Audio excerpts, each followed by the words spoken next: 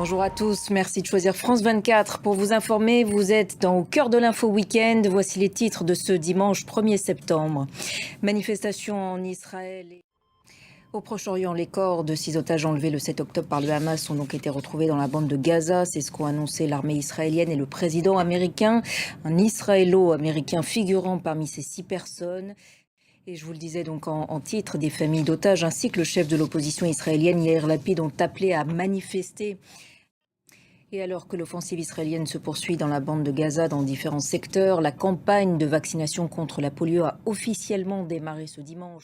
Pendant ce temps, Cisjordanie occupée, 5e jour de l'opération israélienne. L'autorité palestinienne annonce 2 nouveaux morts.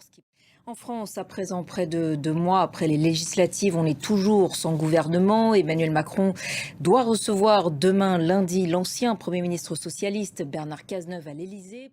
Parmi les noms évoqués donc pour ce poste, celui de Bernard Cazeneuve qui revient avec insistance, serait stratégiquement une bonne idée pour Emmanuel Macron. Clairement, pour Emmanuel Macron, il n'y a pas énormément de possibilités.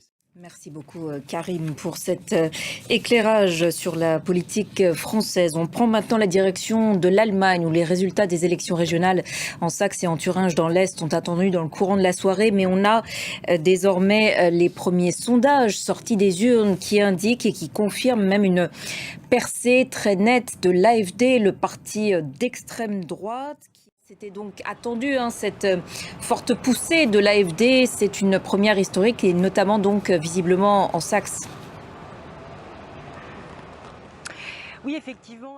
Merci beaucoup Anne pour toutes ces précisions et on suivra bien évidemment les résultats officiels à vos côtés dans la soirée.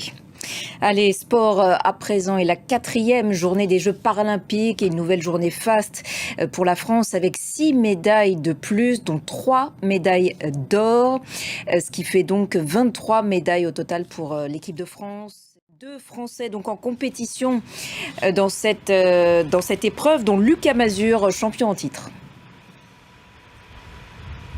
Oui, le Français qui ne vise à rien d'autre que l'or. Merci beaucoup Cédric et c'est la fin de cette édition. Merci à vous tous de l'avoir suivi. L'actualité continue sur notre antenne. Restez avec nous.